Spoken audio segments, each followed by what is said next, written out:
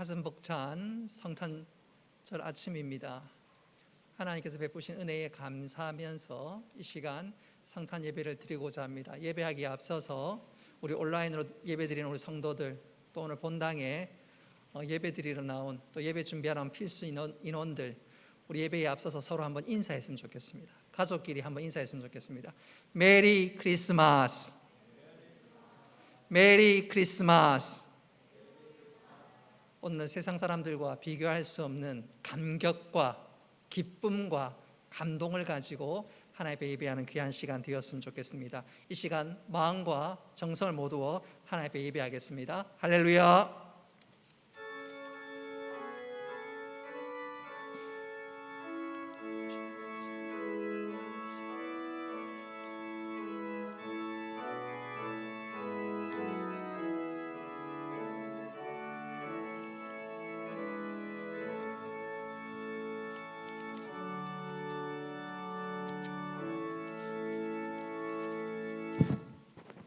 은혜로우신 아버지 하나님, 오늘 우리들에게 성탄절을 허락하시고 하나님 앞에 예배할 수 있도록 은혜 베풀어 주신 것 감사합니다. 우리 예배를 받아주시고 한량없는 은혜를 더하시며 성탄의 기쁨과 감격이 다시 한번 우리 가슴 깊은 곳에서 솟아날 수 있도록 주여 도와 주옵소서. 예수님의 이름으로 기도드리옵나이다. 아멘. 나는 전능하신 아버지 하나님, 천지의 창조주를 믿습니다. 나는 그의 유일하신 아들 우리 주 예수 그리스도를 믿습니다. 그는 성령으로 잉태되어 동정녀 마리아에게 나시고 본디오 빌라도에게 고난을 받아 십자가에 못 박혀 죽으시고 장사된 지 사흘 만에 죽은 자 가운데서 다시 살아나셨으며 하늘에 오르시어 전능하신 아버지 하나님 우편에 앉아 계시다가 거기로부터 살아있는 자와 죽은 자를 심판하러 오십니다. 나는 성령을 믿으며 거룩한 공교회와 성도의 교제와 죄를 용서받는 것과 몸의 부활과 영생을 믿습니다. 아멘.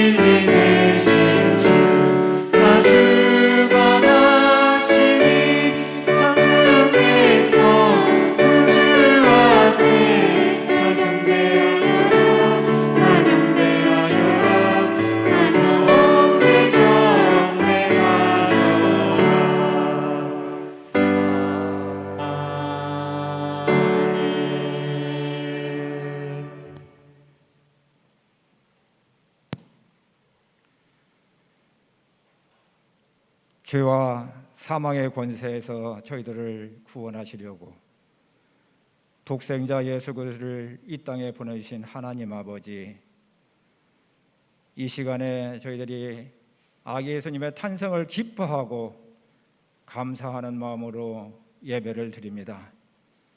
예배드리는 저희들 마음에 아기 예수님의 탄생의 소식을 듣고 황금과 유황과 무력을 가지고 먼 길을 나섰던 동방 박사들의 간절한 믿음과 정성으로 드리는 예배 시간이 될 수 있도록 은혜를 베풀어 주시옵소서. 하나님 아버지, 예수님께서는 수많은 천군 천사를 대동하고 위엄 있고 권세 있는 모습으로 영광된 모습으로 이 땅에도 오실 수 있었지만은 가난하고 약하고 병들고 즐거워 있는 저희들의 친구가 되기 위하여 친히 낮고 낮은 구육간으로 오신 줄 믿습니다. 예배드리는 이 시간에 저희들 마음에 다시 찾아오셔서 하나님 아버지 저희들 영을 새롭게 하시고 기뻐하고 감사하며 은혜가 충만한 예배의 시간이 될 수 있도록 인도하여 주시옵소서. 지나온 시간들을 되돌아보면 어느 한순간도 녹록지 않았지만은 특별히 2020년도를 돌아보면은 힘들고 어려운 순간들이 많았습니다. 시대가 변하여 예전 같으면은 예수님의 탄생을 기뻐하고 알리며 거리마다 흘러나오던 캐롤송이 그치고 이제는 저희들이 대면하여 예배조차 드릴 수 없는 이런 상황이 되었습니다. 하나님 아버지, 코로나19로 인하여 많은 사람들이 직장을 잃고 사업체가 무너지고 심지어는 부모나 자녀가 죽기도 하였습니다. 확진자가 더욱 증가되어 이제는 저희들의 마음 가운데 두렵고 참으로 하나님 아버지 어찌할 줄을 못하는 이러한 마음으로 살아가고 있습니다. 생활이 피폐해지고 메말라가고 있습니다. 이러한 질병들이 속히 사라지게 하시고 두려움으로 가득 차 있는 저희들의 마음에 하나님께서 주시는 평화와 감사와 기쁨이 가득 자리하게 하여 주시옵소서. 속히 저희들이 대면하고 성도들이 교제하며 예배드릴 수 있는 그날이 이르게 하여 주시옵소서. 하나님 아버지, 예수님께서는 이 땅에 사랑으로 오신 줄 믿습니다. 많은 사람들이 그러나 살아가고 있는 이 시대에 우리가 함께하지 못하고 나와 너로 구분하고 서로 손가락질하며 경쟁하며 비난하며 살아가고 있는 세상이 되었습니다.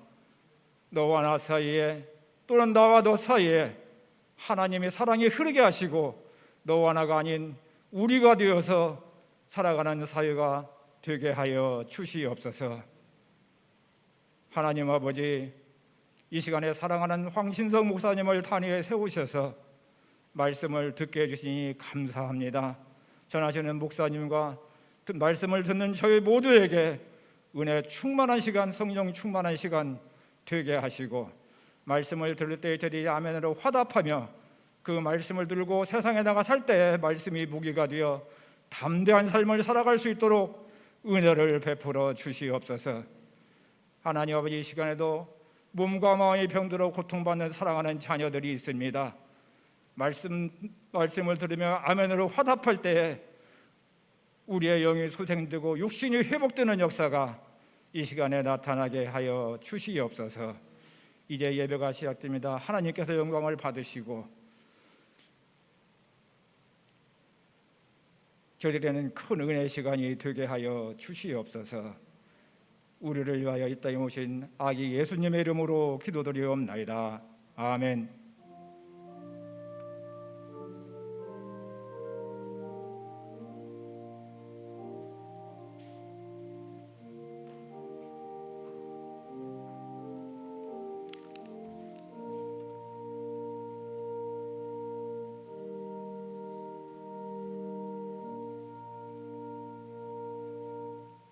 하나님 말씀 보겠습니다. 요한복음 1장 9절부터 18절까지 말씀입니다.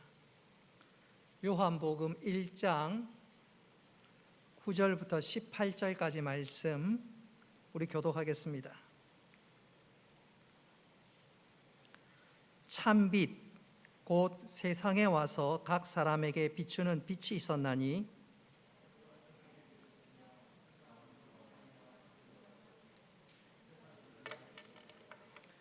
자기 땅에 오매 자기 백성이 영접하지 아니하였으나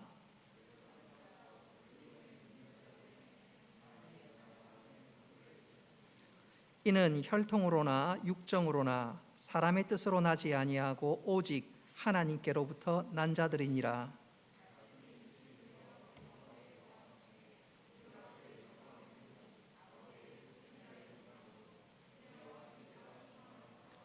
요한이 그에게 대하여 증언하여 외쳐 이르되 내가 전에 말하기를 내 뒤에 오시는 이가 나보다 앞선 것은 나보다 먼저 계심이라 한 것이 이 사람을 가리킴이라 하니라.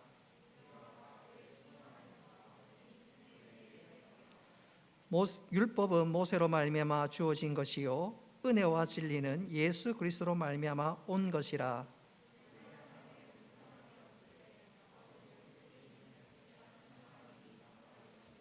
아멘.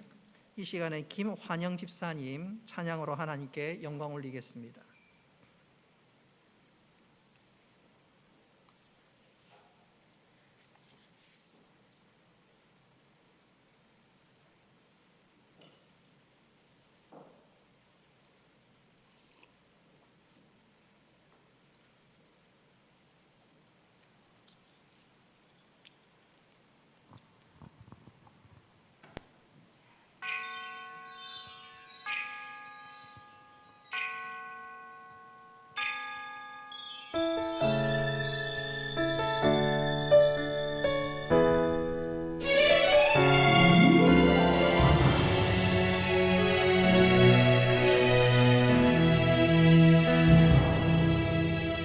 어둡고 낡은 이 땅에 내려오셔서 세상의 빛이 되신 주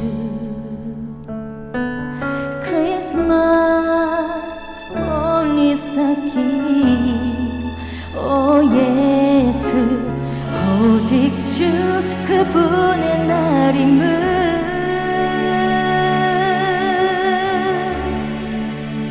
난 잊지 않았나 세상에 환한 빛에 가리워 주를 잊진 않았나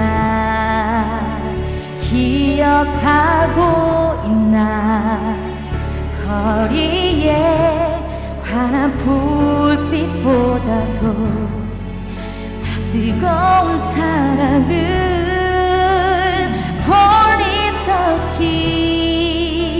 주 오셨네 우리 죄 위에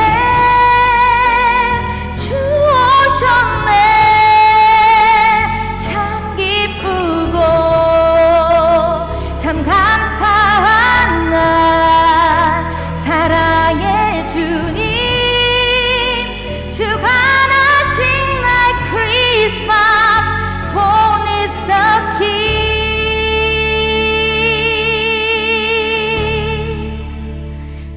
난 잊지 않았나 세상에 환한 빛에 가리워 주를 잊진 않았나 기억하고 있나 거리에 환한 불빛보다도 더 뜨거운 사랑을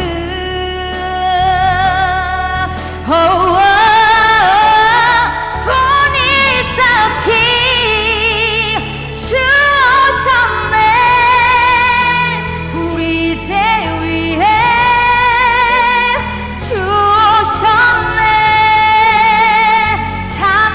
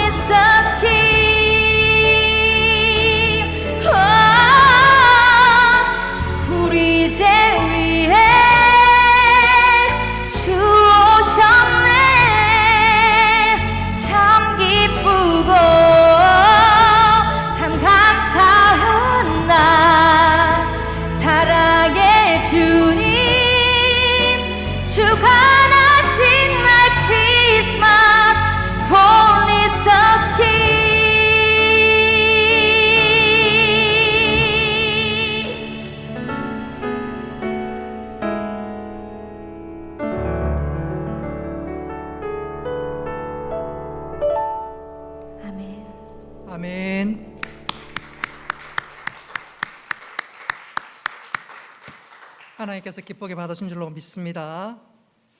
우리 주님께서 우리를 위해서 또 구원하시기 위해서 대속하시기 위해서 이 땅에 오셨는데 이 성탄절을 대할 때 부활절과 함께 감사와 감격의 날이 아닐 수가 없습니다.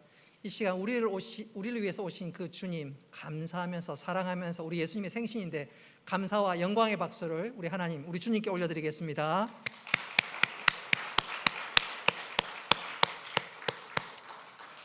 오늘 이 시간에는 하나님의 아들 예수님이 사람으로 오신 이유란 제목으로 말씀을 전하도록 하겠습니다. 한국 교회 역사를 보면 사랑의 원자탄이라고 불리는 분이 손양원 목사님이십니다. 또 주기철 목사님 같은 경우에는 믿음의 선진이라고 말씀하기도 하지요. 인도에 그런 믿음의 사람이요 또 성자라고 불리는 사람이 있는데 썬다 싱이라는 분입니다. 이분이 어느 날 인도는 힌두교도도 있지만 불교도들도 적지 않습니다. 하루는 이 불교 승려와 함께 길을 걸어가다가 그만 자기 앞에 있는 개미를 밟고 말았습니다. 불교도들은 특히 승려들은 윤회설을 믿지요. 그러니까 이 승려가 개미를 밟은 썬다싱을 보면서 수선을 떨면서 말하기 시작했습니다. 당신이 밟아 죽인 이 개미가 혹시 이 개미 가운데 우리 조상이 있으면 어떻게 하냐고 정말로 큰일 났다고 야단 법석을 떨면서 수선을 피웁니다. 그러니 썬다싱이 할 말도 없고 말해도 통하지도 않고 그러니까 그럼 내가 어떻게 했으면 좋겠냐고 승려에게 물었더니 승려가 하는 말이 지금 당장 저 개미들에게 사과를 해라. 그러니 썬다싱이 내가 사과는 하겠는데 내가 사과한들 저 개미들이 알아듣겠습니까? 그러자 승려가 하는 말이 당신이 개미가 되면 개미들이 당신의 사과를 알아듣지 않겠냐 그 말을 하는 거예요. 바로 그때였습니다. 썬다싱이 그 말에 바로 기회다 싶어서 예수님을 전했습니다.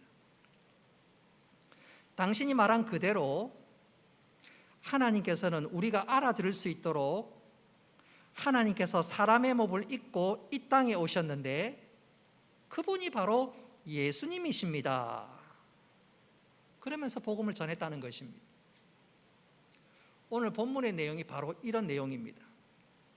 여러분, 사람이 개미로 바뀐다?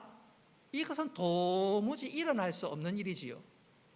역사 이래로 한 번도 그런 일은 일어나지 않았습니다.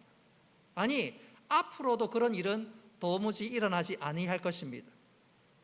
그런데 이것보다 더한 일이 사람이 개미가 되는 것보다 더한 일이 이 땅에 딱 한 번 일어났습니다.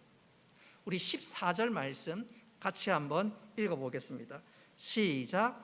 말씀이 육신이 되어 우리 가운데 거하심에. 영원전부터 계신 그리스도께서 육신이 되어서 우리 가운데 거하신 일이 바로 그것입니다. 지금부터 2000년 전에 하나님이신 그분이 예수님이 바로 육체를 입고 육신이 되어서 우리들에게 친히 찾아오신 것입니다. 이것을 가르쳐서 우리는 성경적으로 신학적으로 성육신이라고 하는데 오늘 이 사실을 기록하고 있는 사도 요한은 예수님이 사람이 되어서 우리에게 찾아온 것이 얼마나 감격스럽고 가슴이 벅찬지 그래서 그가 격정 어린 마음으로 토로를 하는데 그것이 14절 중반절 이후에 나타납니다. 우리 14절 이후의 말씀을 같이 한번 읽어보겠습니다. 시작. 우리가 그의 영광을 보니 아버지의 독생자의 영광이요 은혜와 진리가 충만하더라. 아멘. 14절 말씀 그대로 하나님이 사람이 되셨다. 하나님이 사람이 되셨다. 바로 이것이 기독교 진리의 핵심입니다. 그리고 이것이야말로 우주에서 일어난 일 가운데, 세상 역사에 일어나는 모든 사건 가운데 가장 신비롭고 놀라운 일이 아닐 수가 없습니다. 자, 그렇다면 예수님이신 하나님, 성자 하나님이신 예수님께서 왜 육신을 입고 이 땅에 오셔서 사람이 되셨을까요? 오늘 이 시간 세 가지로 간단하게 생각하면서 나에게 찾아오신 예수님, 우리에게 오신 예수님 다시 한번 감사하면서 이 성탄절의 참 의미와 하나님께서 우리들에게 깨닫게 해주시고자 하는 교훈들을 알아가는 귀한 시간 되시기를 바랍니다. 첫째로, 예수님께서 사람이 되신 것은 우리 인생들에게 하나님을 보여주시기 위함입니다. 사실 우리는 하나님으로부터 창조되었고 또 하나님 형상대로 지음을 받아서 하나님과 교제하도록 하나님 우리를 만드셨습니다. 그런데 생각지 못한 일들이 우리에게 일어났습니다. 자, 우리 18절 말씀 한번 보십시오. 하나님과 교제하도록 만들어진 우리, 하나님의 형상대로 지음을 받은 우리, 친밀한 교제 안에 있어야 될 우리가 18절에 보면 본래 하나님을 본 사람이 없으되, 이것이 바로 인생의 비극입니다. 이 땅의 모든 인생들은 죄에 빠져서 하나님을 알 수도 없고 볼 수도 없고 가까이 나아갈 수도 없게 되었습니다. 하나님과 완전히 단절되어 버린 것입니다. 하나님과 교제하도록 창조된 우리가 하나님과 완전히 단절되었습니다. 생명이신 그분과 단절되어 버렸습니다. 그리고 우리에게 사망이 찾아왔습니다. 하나님과 교제하도록, 교통하도록 만들어진 우리가 하나님과 교제하지 못하니까 얼마나 답답한지요. 지금 제가 설교를 마스크 쓰고 하는데 굉장히 답답하고 부자연스럽습니다. 우리 인생은 하나님과 교제하도록 만들어졌는데 그 하나님과 교제하고 친밀한 은혜를 누리지 못하니까 이 마스크하고는 비교할 수 없는 답답함을 느끼지요. 그러니 사람들이 하나님을 만나야 되는데 만날 수 없으니까 자기 생각대로, 방법대로 하나님을 만나는 방법을 고안해냅니다. 그래서 어떤 사람은 돌을 깎아 만들고, 어떤 사람은 나무를 깎아 만들고, 그리고 하나님을 만날 수가 없으니까 저기가 혹시 하나님이 계신가 그 앞에 절하고 제사 지내고 또한 손을 부벼댑니다. 우리가 그런 사람들을 볼 때 미워해서는 안 돼요. 오히려 불쌍히 여겨야 합니다. 원래 우리 인간은 하나님과 교제하고 또 하나님과 친밀한 교통 가운데 살도록 창조되었는데 그거 못하니까 답답한 거예요. 하나님을 만나야 되는데 만날 수 없으니까 엉뚱한 방법으로 그들의 종교성이 나타나는 것이지요. 하나님을 찾고 싶은데 찾을 수 없고 가까이 가고 싶은데 가까이 갈 수 없는 것, 그래서 나름대로 몸부림치는 것이 그렇게 나타나는 것입니다. 이런 불쌍한 인생들을 위하여 예수님께서 육신을 입어 이 땅에 오신 것이 바로 성탄절입니다. 그리고 예수님은 당신을 통해서 하나님이 어떤 분인지, 또 하나님이 얼마나 사랑이 많으신 분이신지, 얼마나 은혜와 자비가 풍성하신 분이신지 예수님이 친히 보여주셨습니다.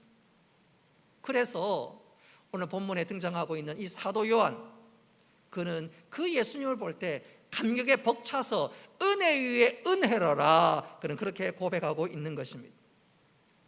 특별히 18절 말씀은 이 예수님을 가르쳐서 아버지 품속에 있는 독생하신 하나님이라고 말씀하고 있는데, 이것이 어떤 의미가 있냐면 예수님은 하나님 아버지와 가장 친밀하게 교제하시는 분, 바로 그것을 의미합니다. 그래서 이 말씀은 어떤 의미가 있냐면 그 예수님을 통해서 하나님을 만날 수 있다. 바로 그것이 하나님 품속에 있는 독생하신 하나님이라는 뜻입니다. 바로 이런 이유 때문에 우리가 예수님을 통해서 하나님을 만날 수 있기 때문에, 또 알 수 있기 때문에, 또 예수님이 바로 하나님을 보여주기 위해서, 어떤 분이 가르쳐 주시기 위해서 이 땅에 오셨지요. 이런 이유로 우리가 전도를 하다가 불신자가 아이고 그 말 이제 전도는 그만하고 나한테 한번 하나님 한번 보여주시오. 그러면 내가 당장 믿겠어. 그럴 때 우리는 당황할 것이 아니라 그때는 찬스가 온 것입니다. 바로 예수님을 소개하는 거예요. 예수님 어떤 분인가요? 하나님을 보여주시기 위해서, 하나님이 어떤 분인지 알기 위해서 우리를 하나님 앞으로 인도하고 우리의 죄 용서를 통해서 하나님과 친밀한 교제를 누리도록 만드시는 분이 예수님이십니다. 그런 거로 예수님이 어떤 분인지 제대로 가르치고 소개하고 증거할 때 세상 사람들이 몰랐던 하나님을 깨닫게 되고 알게 되고 예수님을 믿음으로 말미암아 하나님을 아버지로 고백하면서 하나님과 친밀한 교통과 교제를 누리게 되는 것입니다. 다시 말하면 예수님을 증거하고 예수님을 소개할 때 비로소 하나님을 만나고 하나님과 교통과 교제하게 되는 것이지요. 구원의 문이 활짝 열리는 것입니다. 바로 우리 예수님은 이 땅에 오신 것이 바로 하나님을 보여주시기 위해서 이 땅에 오셨다. 바로 그것입니다. 저는 이것을 이렇게 한번 강조하면서 표현해 보고 싶습니다. 기독교 고전 영화 가운데 가장 수작을 꼽으라면 배너라는 영화입니다.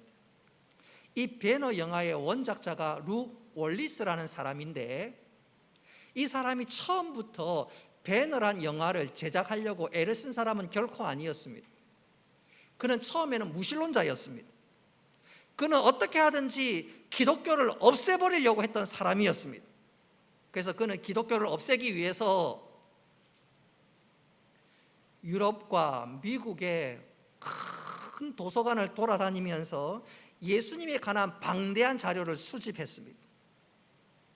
그리고 예수님의 모든 일과 사건은 거짓이고 허위라는 것을 증명하기 위해서 책을 집필하기 시작했습니다. 그는 제일 먼저 1장을 챕터 1, 1장을 다 기록하고 이제 챕터 2, 그것을 기록하는 그 순간 그는 그가 쓰는 그 붓을 뻗고 말았습니다. 그는 성경을 비롯한 방대한 자료를 수집해서 그 모든 것을 정리하는 과정 속에서 예수님이야말로 하나님이시고 예수님이야말로 우리를 구원의 길로 인도하시는 하나님이 보내신 메시아임을 그가 깨달았기 때문에 그렇습니다. 그리고 그 사건이 있고 난 딱 2주 후에 그가 새로운 책을 하나 쓰기 시작했는데, 소설을 쓰기 시작했는데, 그것이 바로 우리가 잘 알고 있는 벤허입니다. 그리고 이 소설은 나중에 영화가 되어서 상영이 되었는데, 이 벤허란 영화가 제일 처음 시작할 때 첫 자막에 AD라는 큰 글씨가 기록되어 있습니다. BC와 AD, 바로 그 AD를 의미하지요. 그리고 그 AD 밑에 벤허라는 조그만 제목이 소개되고 있고, 그 화면이 지나면서 다음에 이어지는 화면은 골고다 언덕 위에 3개의 십자가가 우뚝 선 장면이 연이어 나타납니다. 그 장면은 이 영화의 주인공은 벤허가 아니라 예수님임을 나타내는 바로 그런 장면입니다. 여러분, 성탄절이 바로 그것입니다. 여러분, 이 땅에 많은 사람들은 성탄절날 그냥 즐기고 좋아하고, 어떤 경우에 성탄절을 산타가 선물로 주는 날로 착각하는데 아닙니다. 성탄절은 바로 예수님이 이 땅에 오신 날이고, 더 중요한 것은 바로 그 예수님께서 우리에게 하나님을 소개하고, 또 우리가 하나님을 만나 하나님과 친밀한 교제 가운데 살도록 하시기 위해서 우리에게 친히 찾아오신 것입니다. 여러분, 이 성탄절 날 예수님을 통해서 우리가 하나님의 자녀되고 하나님과 친밀한 교제된 것, 교제를 누릴 수 있게 된 것, 이거 다시 한번 감사하면서 이 성탄절의 참된 의미를 깊이 가슴에 새길 수 있는 우리 모두가 되기를 주님의 이름으로 축복합니다. 두 번째로, 예수님께서 육신을 입고 사람이 되어 이 땅에 오신 두 번째 이유는 중보자가 되기 위함이었습니다. 중보자가 되기 위해서 우리 주님께서 친히 찾아오셨습니다. 여러분, 이 중보자라는 말이 어떤 뜻을 담고 있는 단어일까요? 이 중보자라는 말은 하나님과 인간 사이를 연결하는 다리, 그런 의미를 담고 있습니다. 하나님이신 예수 그리스도가 우리와 하나님 사이를 연결하기 위해서 이 땅에 오셨다, 그 말입니다. 하나님이신 예수님이 우리와 하나님을 연결하기 위해서 조건이 하나 있습니다. 하나님과 우리 사이를 연결하려면 하나님이신 예수님이 우리 인간에 대해서 잘 아셔야 합니다. 잘 이해해야 합니다. 그래야 하나님 앞에 우리의 모든 것들을 변호하고 또 우리를 불쌍히 여기고 한 걸음 더 나아가 중보의 사명을 잘 감당하실 수 있기 때문에 그렇습니다. 예수님은 중보자가 되시기 위해서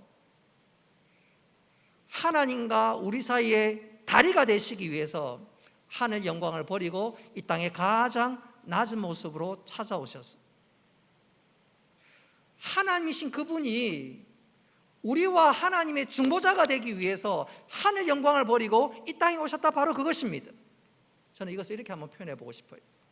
이것이 얼마나 놀랍고 감사한 은혜인지. 대학생들 가운데 학과에 따라서 조금 다르기는 하지만 사회복지학과 학생들은 꼭 이수하는 프로그램 중에 하나가 소위 일일 장애 체험이라는 것이 있습니다. 일일 장애 체험. 장애인들의 어려움을 잘 이해하기 위해서 내가 직접 장애인의 삶을 한번 살아보는 거예요. 강의로만 듣는 것이 아니라 직접 내가 장애 체험을 한번 해보는 것입니다. 그래서 하루 종일 휠체어를 타고 길을 걸어가고, 특별히 지하철을 타고 그 지하철 계단을 오르락 내리락 합니다. 엘리베이터를 타고 오르락 내리락 합니다. 얼마나 불편하겠습니까?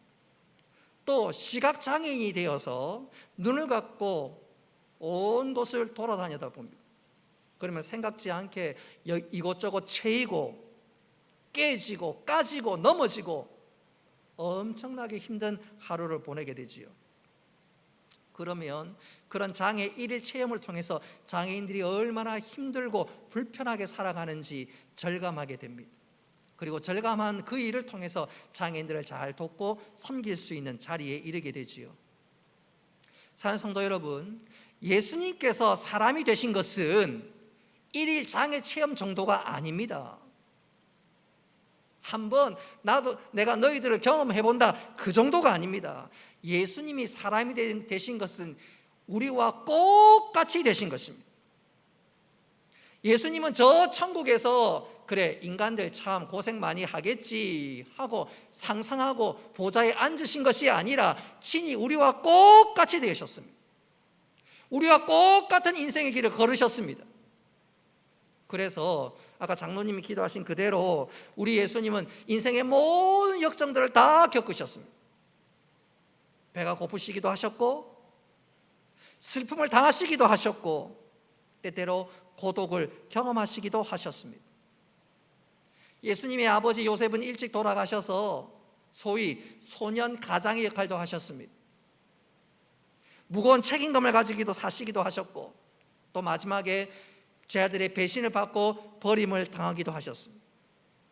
예수님 우리와 똑같은 인생의 길을 걸으셨기에 예수님 우리의 형편을 너무너무 잘 아십니다. 설마 예수님 내 마음, 내 형편을 잘 알까? 모르실 거야. 천만의 말씀입니다. 우리 예수님은 인생의 모든 길들을 우리와 똑같이 겪으셨습니다. 여러분 우리가 이것을 기억해야 합니다. 그래서 기독교 연극 가운데 긴 침묵이라는 연극이 있는데 바로 이것을 잘 소개해 주고 있습니다. 잘 나타나고 있습니다.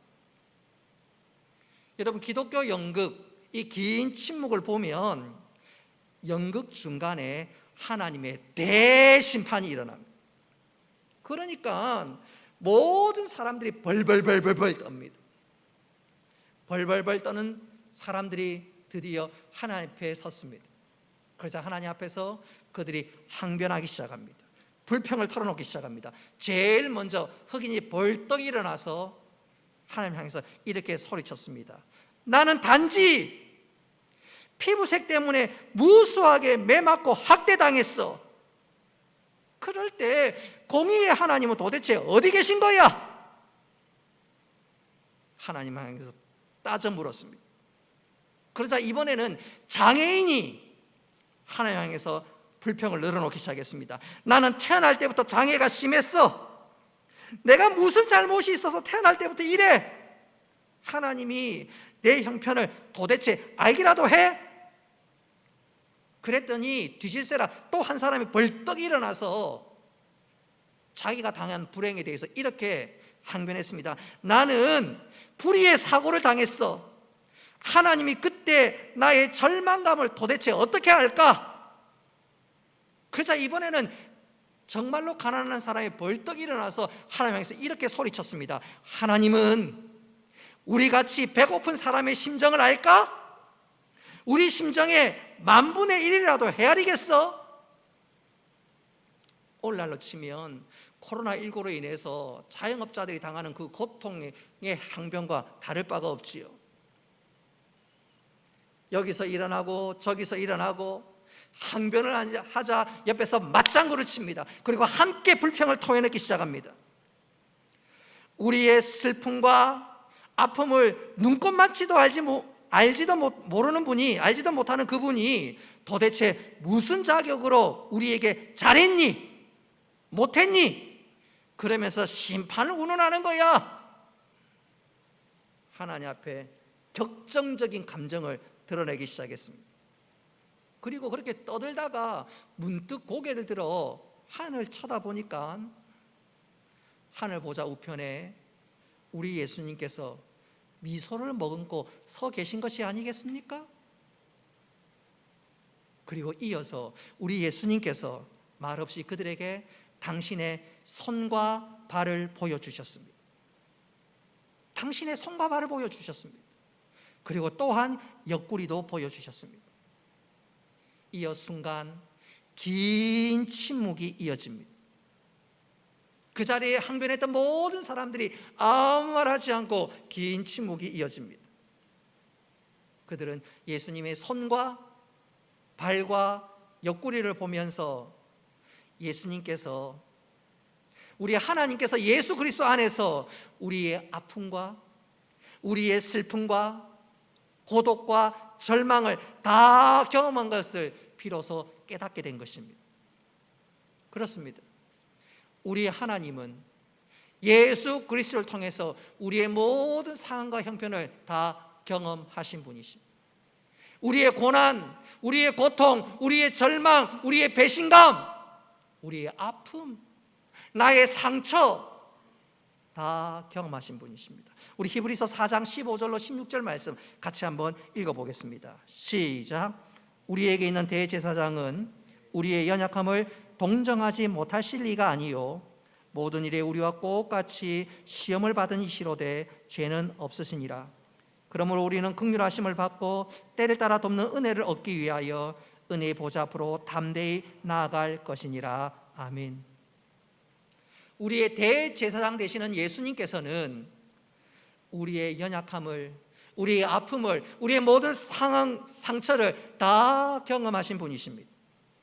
그리고 마침내 십자가에서 죽으셨습니다.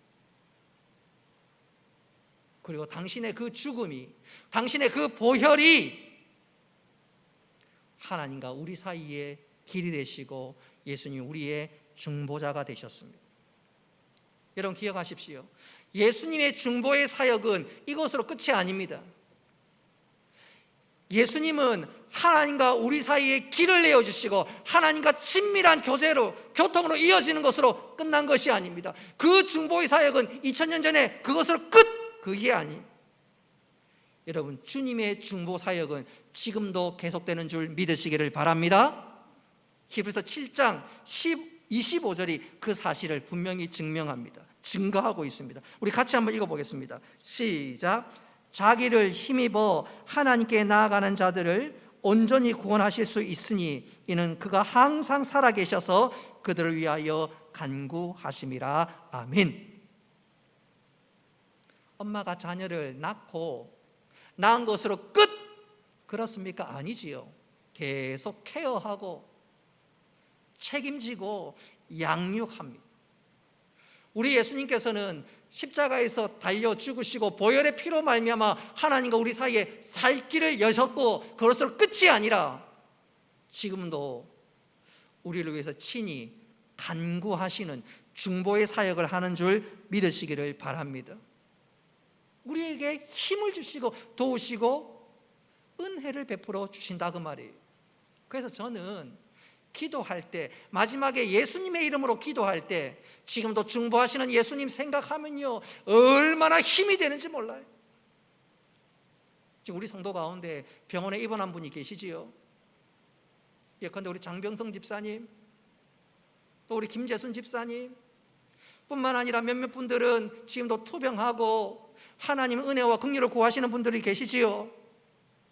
그분들을 위해서 제가 새벽에 기도하다가 또 시시로 기도하다가 제 마음을 위로하고 또 그분들을 위해서 기도하다가 늘 생각나는 찬양이 있습니다. 우리 예수님은 지금도 중보하시지, 우리 예수님은 지금도 도와주시지. 그래서 기도하면서 제 입에서 늘 터지는 찬송이 있습니다. 그 찬송이 바로 누군가 널 위하여입니다. 여러분 기억하십시오. 우리 주님은 우리의 구원의 문을 활짝 여실 뿐만 아니라 지금도 살아 역사하시고 우리를 위해서 중보하시고 우리를 도우시는 분인 줄 믿으시기를 바랍니다. 우리 이 시간 누군가 널 위하여 우리 중보하시는 예수님을 기억하면서 예수님의 마음을 품고 우리 한번 찬양했으면 좋겠습니다. 누군가 널 위하여.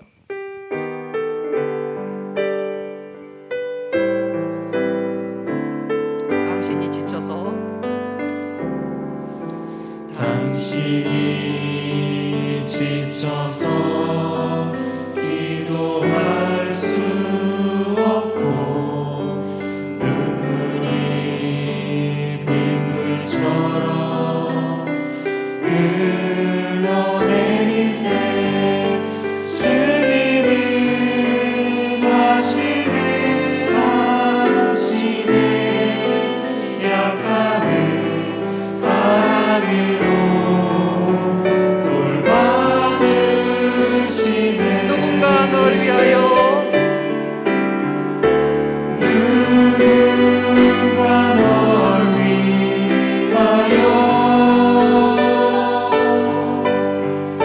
누군가 기도하네 내가 홀로 외로워서 마음이 무너질 때 누군가 널 위해 기도 2절입니다. 당신이 외로이 홀로 남았을 때 당신이 외로이 홀로 남았을 때 당신은 누구에게 위로를 얻나 주님은 하시네 당신은 마음을 그대 홀로 잊지 못하네 누군가 널 위하여 누군가 널 위하여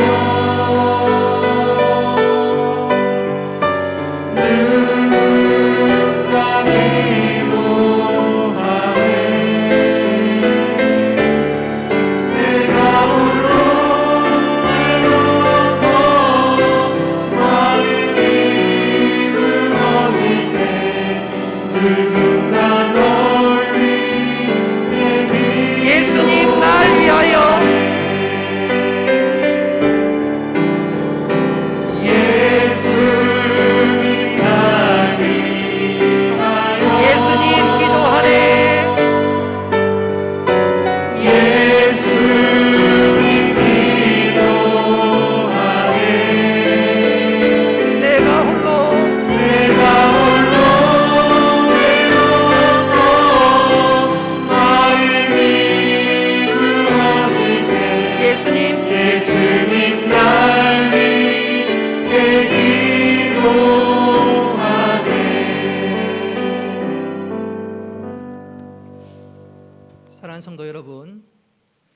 예수님은 중보자가 되시기 위해서, 우리를 구원하시기 위해서 이 땅에 친히 찾아오셨습니다. 뿐만 아니라 그 중보의 사역은 2000년은 그것으로 끝난 게 아닙니다. 우리를 천국 갈 그날까지 우리를 붙들어 주십니다. 코로나19로 인해서 여러 가지 상황의 어려운 형편들, 어려운 상황에 있는 성도들 절대로 염려하지 마십시오. 주님이 우리를 붙들어 주시고 우리를 다시 한번 세워주시고 반석 위에 높여주실 것입니다. 주님이 그것 때문에 이 땅에 오셨는데, 이 성탄절의 계절에 그 주님을 생각하고 바라봄으로 우리가 어떤 상황 가운데서도 굳게 다시 한번 일어날 수 있는 우리 모두가 되기를 주님의 이름으로 축복합니다. 마지막 세 번째로, 예수님께서 왜 사람이 되셨을까요? 그것은 바로 우리를 위해서 죽기 위함이었습니다. 죽기 위해서 이 땅에 오셨습니다. 그래서 너무나 감격스럽고 너무나 죄송스러운 일이 아닐 수 없습니다. 예수님은 죽기 위해서 이 땅에 오셨어요. 돌예배를 하다 보면 마지막에 프로그램 중에 하나가 이 다음에 아이가 어떤 아이가 되었으면 좋겠는가, 소위 돌잡이를 하지요. 어떤 분은 의사가 되었으면 좋겠다, 또 아이가 마이크를 잡으면 여인은 연예인이 되었으면 좋겠다, 부모의 바람을 다 얘기합니다. 법관이 되었으면 좋겠다, 돈을 집으면 사업에서 큰 부자가 되었으면 좋겠다. 나름대로 기대가 다 커요. 예수님은 그런 기대와 달리 죽기 위해서 이 땅에 오셨습니다. 죽기 위해서 이 땅에 오셨어요. 못은 벽에 박을 하고 있는데 예수님의 손은 사랑의 손인데 거기에 못 박기 위해서 주님은 죽기 위해서 오셨습니다. 왜 그래 죽기 위해서 오셨을까요? 거기에는 이유가 있습니다. 우리 히브리서 9장 22절 말씀,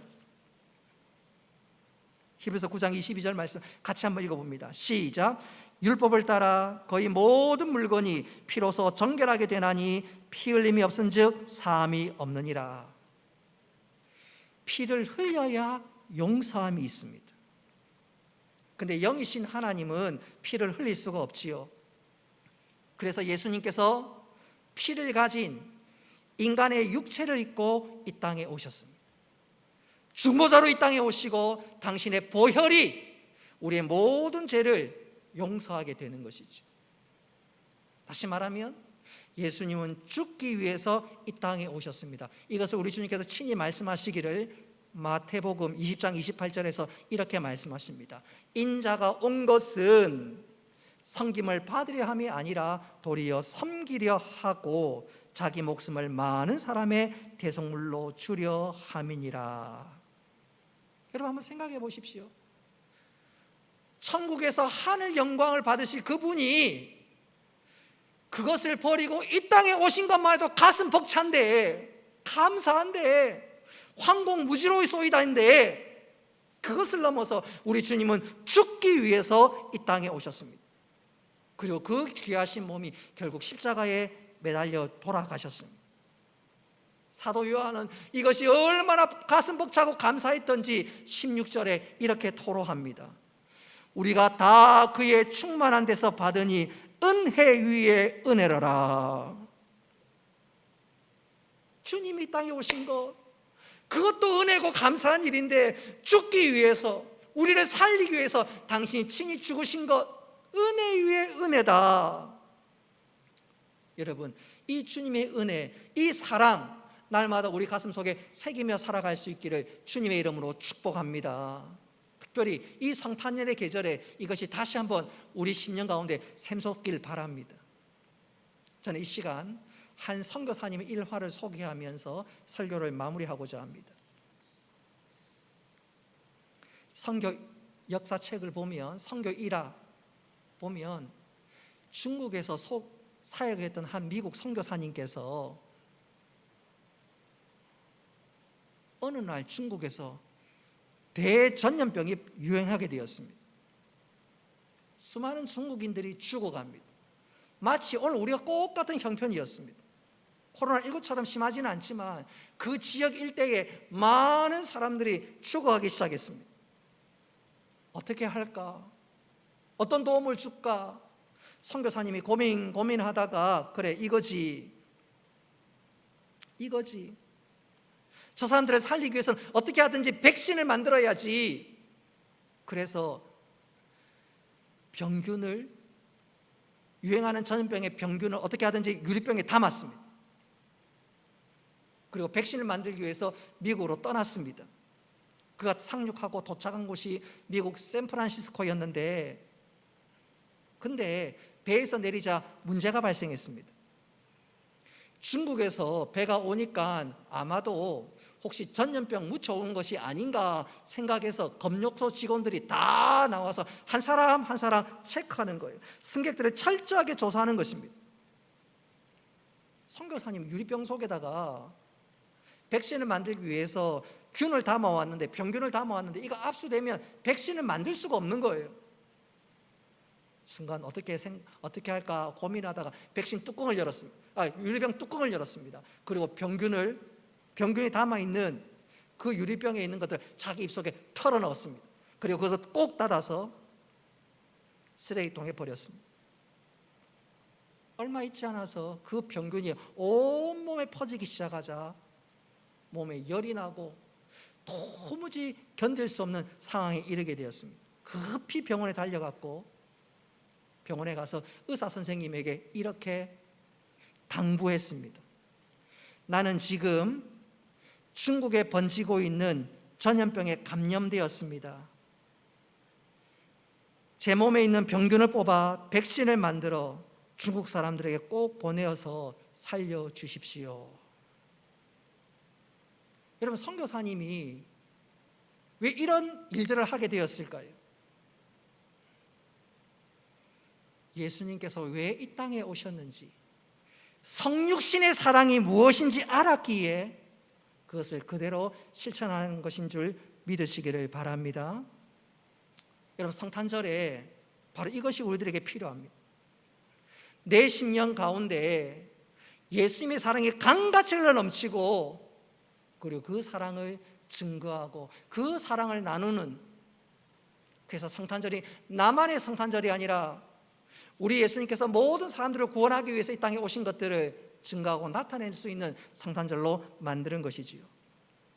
이제 말씀을 맺도록 하겠습니다. 오늘은 성탄절입니다. 장로님 기도한 것처럼 오늘 성탄절은 그 어느 때보다 좀 우울한 것 같아요. 그러나 우리는 세상의 분위기에 휩쓸려서 우울하고, 세상의 분위기에 휩쓸려서 절망하고 그래서는 안 됩니다. 오늘 요한복음 보십시오. 사도 요한은 우리 예수님께 오신 그 성탄절을 기억하면서 감격하고 감사하고, 얼마나 감격스러운지 격정적인 마음을 드러내서 토로하고 있습니다. 은혜 위에 은혜로라. 왜 그렇게 고백할 수 있나요? 왜 그렇게 감격 어린 감사를 올릴 수 있나요? 예수님께서 우리에게 하나님이 어떤 분인지 보여주시고, 우리 예수님께서 우리가 하나님과 교제하도록 오신 것을 그가 알았기 때문에 그렇습니다. 뿐만 아니라 우리 예수님은 중보자로 이 땅에 오셨습니다. 그리고 마지막으로 우리 주님께서는 우리를 구원하시기 위해 죽기 위해서 오셨습니다. 사도 요한이 이거 깨닫고 나니까 그 어떤 것도 그의 마음과 그 믿음의 고백을 가로막을 수 없었습니다. 올해 성탄절은, 또 성탄의 계절은 세상 사람들이 보기에 굉장히 우울해 보입니다. 우리는 세상 사람이 아닙니다. 오늘 사도 요한이 고백했던 것처럼 우리는 감격스러운 고백과 감사를 토로할 수 있어야 되겠습니다. 그 이유를 제가 방금 3가지로 말씀드렸지. 오늘 이 성탄절 날 세상 사람과 똑같은 방식의 성탄절이 아니라 사도 요한처럼 감격에 빠져서 감사하고 영광을 올려드릴 수 있는 참된 성탄을 주 앞에 올려드리는 우리 모두가 될 수 있기를 주님의 이름으로 축복합니다. 말씀을 기억하면서 우리 함께 찬양하겠습니다.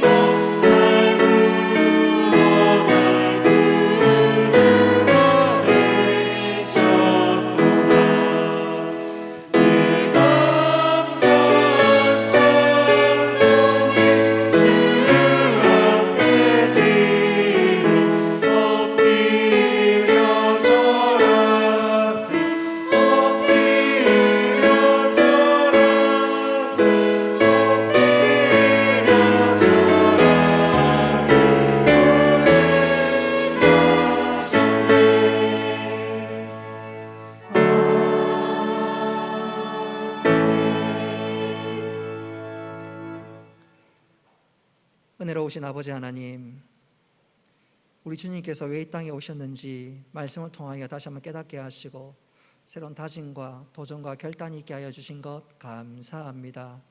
하나님, 이 성탄의 계절에 주님을 깊이 묵상함으로 세상 사람들과 똑같은 한숨, 절망, 낙심에 빠지는 것이 아니라 다시 한번 주 예수님 바라보면서 우리가 어떤 상황 가운데서 넉넉히 이기며 감사하며 한 걸음 더 나아가 이 예수님을 증거하고 사랑할 수 있는 저희들 다 되어줄 수 있도록 은혜를 베풀어 주옵소서. 하나님 홀로 영광 받으시며 예수님의 이름으로 기도드리옵나이다. 아멘. 교회 소식은 성탄 감사 예배 주보가 있는데 참고하시면 되겠습니다. 주보에 없는 광고 제가 두 가지만 말씀드리도록 하겠습니다. 성구 영신 예배도 온라인으로 예배를 드립니다.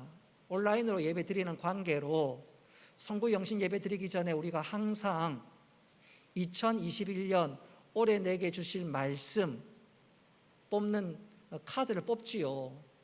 근데 이번에는 그럴 수가 없어서 그 온라인 예배가 이제 끝나고 1월 둘째 주부터는 아마 본당에 나와서 예배 드릴 수도 있을 것 같은데, 그렇게 되면 그 주일날 여러분들 그 2021년 올해 내게 주신 말씀 카드 뽑을 수 있도록 준비하도록 하겠습니다. 그래서 1월 둘째 주면 여러분 카드를 뽑을 수 있고요. 혹 그 상황이 지금처럼 계속 진행되면 우리 구역별로 어떻게 하든지 여러분들이 뽑을 수 있도록 준비하도록 하겠습니다. 걱정 없으셔도 되겠습니다.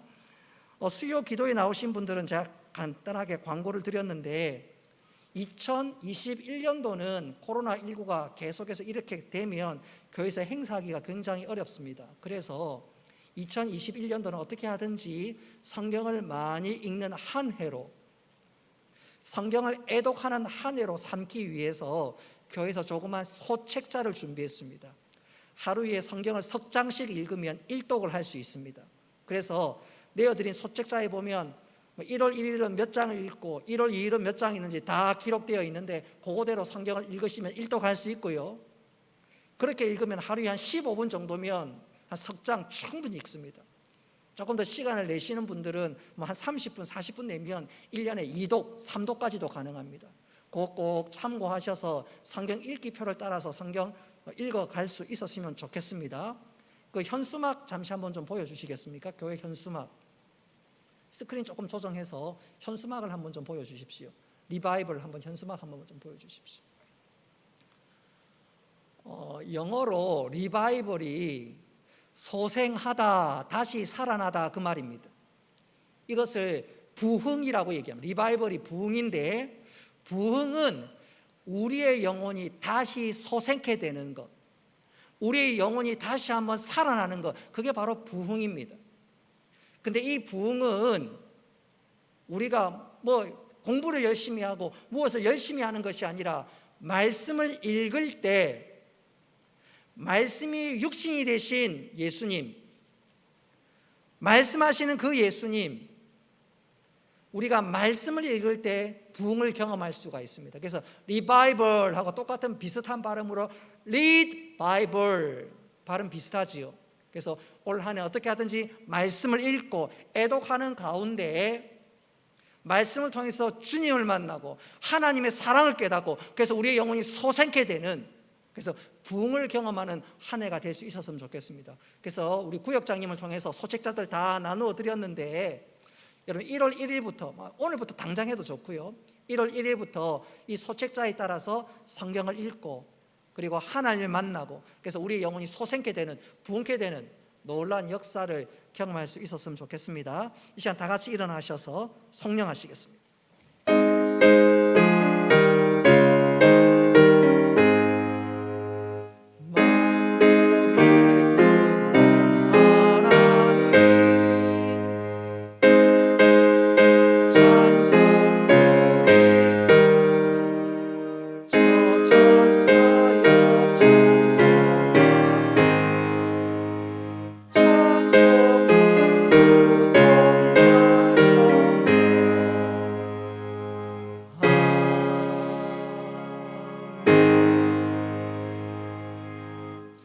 이제는 주 예수 그리스도의 은혜와 하나님 아버지의 크신 사랑과 성령님의 교통하심과 위로하심과 복 내려주심이 사랑 주의 백성들과 군대 나가 있는 청년들과 학업을 따라 직장을 따라 또 여러 몸에 흩어져 있는 모든 믿음의 식구들 머리 위에 영원토록 함께 있을지어다.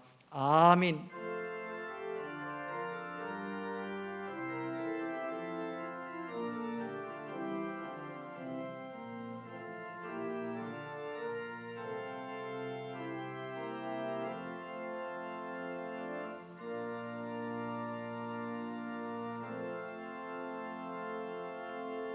예배를 마쳤습니다. 우리 가족끼리 한번 인사하겠습니다. 메리 크리스마스. 메리 크리스마스.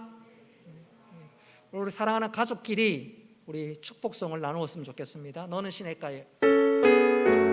가족끼리 사랑을 담아서 가족끼리 안아주면 더 좋으시고요.